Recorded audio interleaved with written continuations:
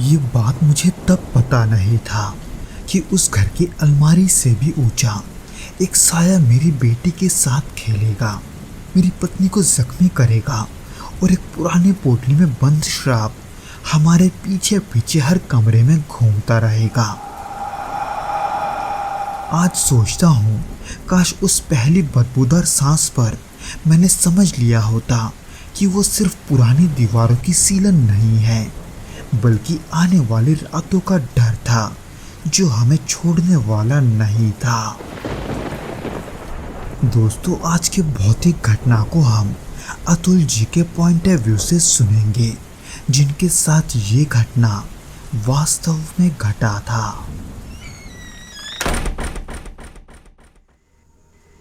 ये 2001 की बात है, जब मेरी सरकारी नौकरी में अचानक तबादला हो गया और मुझे अपने परिवार के साथ उत्तर प्रदेश के बलिया जिले में जाना पड़ा। उस वक्त मैं लगभग 30 साल का था और बलिया उस समय वैसा नहीं था जैसा आज है। तब वहाँ की सड़कें टूटी फूटी थी, बिजली अक्सर जाया करती थी और चारों ओर पुराने पेड़, कच्चे रास्ते और झाड़ियाँ फैली रहती थी। शहर की हलचल से थोड़ी दूरी पर खेतों और झाड़ियों से घिरे कुछ पुराने घर थे, जिनमें से एक घर हमने किराए पर लिया था। मुझे आज भी याद है जब हम पहली बार उस घर के सामने खड़े थे। बाहर से वो घर बड़ा तो नहीं था, मगर अंदर 2 कमरे थे और हमारे परिवार के लिए एकदम सही था। घर के दरवाजे के पास ही एक टूटा सा बरामदा था, जहाँ की दीवारों पर सीलन की मोटी परत जमी हुई थी। छत की मुढेर से सूखी घास झूल रही थी, जैसे किसी ने सालों से वहां हाथ ना लगाया हो। वैसे तो देखकर वो घर रहने लायक नहीं था, पर हमारे पास ज्यादा विकल्प भी नहीं थे, इसलिए हमने उसी घर को अपने नए ठिकाने के तौर पर स्वीकार कर लिया। जब हम पहली बार घर के भीतर गए, तभी मुझे कुछ अजीब सा महसूस हुआ। घर के अंदर की हवा में एक अजीब सी गंध थी, नमी और किसी पुराने सड़ी हुई चीज की मिली जुली गंध। मैंने अपने सीने पर थोड़ी भारीपन भी महसूस की, जिसे सांस लेना उतना आसान नहीं था। मेरी पत्नी ने भी इस बात को महसूस किया, मगर दोनों ने एक दूसरे से कुछ कहा नहीं। हमने सोचा कि शायद नया घर है, इसलिए थोड़े दिनों में सब ठीक हो जाएगा। पर वो घर, उस घर की दीवारें जगह जगह से उखड़ी हुई थी। फर्श पर हल्की सी धूल की परत थी जो हमने सफाई के बाद हटाई थी, और उस घर के अंदरूनी हिस्से में एक लकड़ी की पुरानी अलमारी भी थी, जिसे पिछला किराएदार छोड़ गया था। अलमारी के दरवाजे थोड़े टेढ़े थे, जो उसमें ठीक से नहीं लगते थे, और उसमें से भी एक अजीब सी बदबू आती थी। हालांकि हमारा पहला दिन तो उस घर के साफ सफाई में ही चला गया, पर उसके बावजूद भी वो घर पूरा साफ नहीं हुआ था। उसी बीच मैंने अपनी बेटी को देखा, जो उस वक्त महज 5 साल की थी, और वो भी कुछ डरी डरी सी लग रही थी। उसने मुझसे ज़्यादा कुछ नहीं कहा, बस खामोशी से मुझे देखती रही। फिर उसके अगले दिन मेरी पत्नी को साफ सफाई करते हुए उसी अलमारी के ऊपर से एक धूल से ढकी पोटली मिली। वो पोटली इतनी गंदी और ऐसी जली हुई हालत में थी कि पहली नज़र में तो मेरी पत्नी ने उसे छूने से भी झिझक महसूस किया, लेकिन फिर जिज्ञासा से उसने उसे खोला। पर जैसे उसने खोला तो उसके अंदर से कुछ और भी अजीब चीज निकला। उस पोटली में पुराने धागे से बंधे हुए कुछ हड्डियां थी, जो कि छोटे थे, शायद किसी जानवर के। साथ में लाल रंग के पाउडर जैसा कोई चीज भी था, और उसमें एक पुराना तस्वीर जो इतनी धुंधली हो चुकी थी कि उसमें चेहरा साफ नहीं दिख रहा था। ये सब मुझे शाम को घर लौटने के बाद पता चला। मेरी पत्नी ने वो पोटली डर के मारे तुरंत ही कचड़े में फेंक दिया था। मैंने भी ज़्यादा कुछ नहीं सोचा सोचा शायद पिछले किसी किराएदार का वो अजीब शौक रहा होगा, लेकिन वो घर था ही कुछ ऐसा जिसने धीरे धीरे हमें बता दिया कि वो सिर्फ ईंट पत्थर का ढांचा नहीं है, बल्कि उसमें कुछ ऐसा भी है जो हमें देख रहा है। वहां रहते हुए 2 या 3 हफ्ते ही हुए थे कि फिर अचानक से रात के वक्त हर रोज कमरों में अजीब सी आवाजें होने लगी, जैसे किसी ने फर्श पर हल्के से कदम रखे हो या फिर किसी ने दरवाजों को धीमे से खोला हो और फिर बंद किया हो। कई बार तो ऐसा भी लगा जैसे कोई बहुत ही हल्की सांस ले रहा है और कमरे के बीच हमारे साथ ही है। इसी बीच एक रात मैं अपने कमरे में लेटा हुआ था तो मुझे लगा कि जैसे कोई दरवाजे के पास खड़ा है। मैंने धीरे से नजरें घुमाई मगर वहां कोई नहीं था। मैंने मन को समझाया कि शायद ये सब मेरे दिमाग का वहम है, मगर ऐसा हर रात होने लगा। कभी बर्तनों की खड़खड़ाहट, कभी किसी के चलने की धीमी सी आवाज। मेरी बेटी पहले बहुत चंचल और बोलने वाली थी, पर अब वो खामोश रहने लगी थी। वो अब कमरे में अकेली ऐसे बैठी रहती थी जैसे वो किसी को देख रही हो। कई बार तो ऐसा भी लगता था कि वो किसी से इशारों में बात कर रही हो, मगर मैं कुछ नहीं कह सका। फिर ऐसे ही कुछ दिनों बाद मेरी पत्नी ने मुझे बताया कि जब वो रसोई में काम करती है तो अक्सर उसे महसूस होता है कि कोई उसके पीछे खड़ा है, क्योंकि कभी कभी उसके गर्दन के पास किसी के सांस की गर्माहट तक महसूस होती। उसने डर के मारे मुझे ये साफ कह दिया कि उसे शाम ढलने के बाद रसोई में जाना अच्छा नहीं लगता। हालांकि मैंने उसे कई बार ये समझाने की कोशिश की कि ये सब सिर्फ उसका वहम है और उसे डर को अपने ऊपर हावी नहीं होने देना चाहिए, मगर सच्चाई ये भी थी कि मैं खुद भी डर को महसूस कर रहा था और उस घर की हवा में कुछ ऐसा था जो सामान्य नहीं था।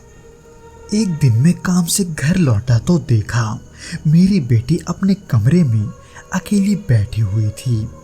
उसके चेहरे पर मुस्कान थी, मगर वो मुस्कुराहट वैसे नहीं थी जैसे किसी बच्चे के खेलते समय होती है। ऐसा लग रहा था जैसे वो किसी अदृश्य चीज को देख रही है और उसे कुछ कह रही है। मैं चुपचाप खड़ा होकर उसे देखता रहा। फिर कुछ देर बाद मैंने उससे धीरे से पूछा कि वो क्या कर रही है। उसने बिना मुझे देखे कहा, पापा वो आदमी बहुत लंबा है, अलमारी से भी लंबा, और वो मेरे साथ खेलता है। मेरी बेटी की उस मासूम आवाज में डर नहीं था, मगर मेरे भीतर डर का समंदर उफान मारने लगा था। वो अलमारी जो हमने कभी खोली तक नहीं थी, उसी अलमारी से भी लंबा आदमी। ये सब सुनने के बाद रात को मैं सोने की कोशिश कर रहा था, मगर नींद नहीं आई। बार बार वही शब्द मेरे कानों में गूंज रहे थे। फिर उसके कुछ दिनों के बाद मेरी पत्नी के साथ एक और डरावनी घटना घटी। एक रात वो बाथरूम में नहा रही थी, तभी किसी ने पीछे से उसे जोर से धक्का दिया, इतना जोर से कि वो आगे दीवार से जा टकराई और उसके हाथ में गहरी चोट आ गई। उसने मुझे बताया कि उस वक्त बाथरूम में कोई नहीं था, मगर उसे साफ महसूस हुआ कि किसी ने उसे पूरी ताकत से धक्का दिया था। मेरी बीवी के उन बातों को सुनकर मैं कुछ कह नहीं सका। उसकी आंखों में जो डर था वो मेरे दिल को चीर गया। अब ये सब बातें मजाक या भ्रम नहीं थी, कुछ था उस घर में जो हमें दिखता तो नहीं था, मगर महसूस जरूर होता था। मुझे कई बार रात में घर के कमरों से कर्राने की आवाजें भी सुनाई देती थी, कभी किसी बूढ़ी औरत जैसी आवाज, तो कभी किसी आदमी की धीमी धीमी फुसफुसाहट। मैं उन आवाज को सुनकर हिम्मत कर उठता तो था, मगर जब हर कमरे में जाकर देखता तो वहाँ सिर्फ अंधेरा और दीवारों की सीलन से आती सड़ी गंधें मिलती। इन सब के वजह से धीरे धीरे वो घर मेरे लिए बोझ बनता जा रहा था। काम से लौटने के बाद दिल इस डर से बैठा रहता कि कहीं कुछ हो ना जाए। मेरे साथ भी एक शाम एक घटना घटी। मैं उस शाम घर पे बैठा ही था कि तभी मुझे अपने कंधे के पास किसी के खड़े होने का एहसास हुआ। मैंने धीरे से पीछे देखा मगर वहाँ कोई नहीं था। हालांकि वो एहसास, वो ठंडी सी सांस जैसी हवा आज भी मुझे याद है। कभी कभी रात के वक्त अलमारी का दरवाज़ा अपने आप खुल जाता और अंदर का अंधेरा जैसे मुझे अपनी तरफ खींचता। इसीलिए इन सब से तंग आकर मैंने तय किया कि मुझे अब और देर नहीं करनी चाहिए। इसलिए मैंने मकान मालिक से बात की और उन्होंने कहा कि हमसे पहले भी एक किराएदार वहाँ रहता था जो अचानक सब कुछ छोड़कर वहाँ से चला गया और वो अलमारी भी वहीं छोड़ गया। मुझे अब समझ में आने लगा था कि क्यों उस अलमारी को किसी ने नहीं हटाया, पर तब मुझे क्या करना चाहिए था ये मुझे नहीं पता था। इसलिए मैंने इन सब के बारे में अपने दोस्तों को भी बताया, इस उम्मीद में कि मुझे कहीं ना कहीं से मदद ज़रूर मिलेगी, जो कि मिला भी। क्योंकि उनमें से एक दोस्त ने मुझे सलाह दी कि मुझे एक पुजारी को बुलवाना चाहिए। इसलिए मैंने वो बात मानकर एक पुजारी को अपने घर बुलाया और उन्हें अपने घर बुलाकर उन्हें घर की स्थिति के बारे में सब कुछ बता दिया, उस पोटली के बारे में और उसमें मिली हड्डियाँ, बेटी की बातें, पत्नी का गिरना और कर्राने की आवाज़ें। उस पुजारी ने इन सब बातों को सुनकर घर में कुछ रस्में की, कुछ मंत्र पढ़े और उसने बताया कि वो पोटली काले जादू का हिस्सा है जिससे किसी ने किसी को शापित किया था। उसने कहा कि शायद एक और पोटली उस घर में कहीं छुपी है और जब तक वो नहीं मिलेगी तब तक ये सब बंद नहीं होगा। हमने उस पुजारी की बात सुनकर उस घर में हर जगह ढूंढा, पर इससे पहले कि वो दूसरा पोटली मिलता वो सब फिर से शुरू हो गया। एक रात तो जब मैं लेटा हुआ था तब मुझे अचानक ऐसे लगा जैसे कोई बिस्तर के नीचे से आहिस्ता आहिस्ता रेंग रहा है। उस आवाज़ को सुनकर मेरी सांसें थम गई थी। मैं हिम्मत करके उठा मगर वहाँ कुछ नहीं था। फिर एक रात मेरी बेटी अचानक नींद में चीखने लगी और उसके शरीर पर नीले निशान थे। उसके बाद में ये सब देखकर टूट गया। इसलिए मैंने तय किया कि अब मैं ये घर छोड़ दूंगा। इसलिए मैंने कुछ ही दिनों बाद उस घर को छोड़ दिया, मगर जाते जाते मैंने वो अलमारी वहीं छोड़ दी जैसे पिछले किराएदार ने किया था। आज भी जब मैं उस घर को याद करता हूँ तो ठंडी हवा, सीलन की गंध, अजीब सी परछाई और वो लंबा आदमी सब आंखों के सामने आ जाता है।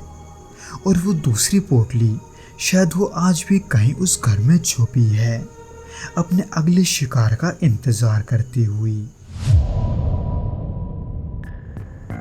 तो दोस्तों ये तो था वो घटना जो कि अतुल जी के साथ घटा था। उम्मीद करता हूँ कि आपको ये वीडियो पसंद आएगा और अगर आया हो तो प्लीज़ इस वीडियो को लाइक करके इसे अपने दोस्तों के साथ शेयर ज़रूर करना और हमें कमेंट करके ये ज़रूर बताना कि आपको ये वीडियो कैसा लगा।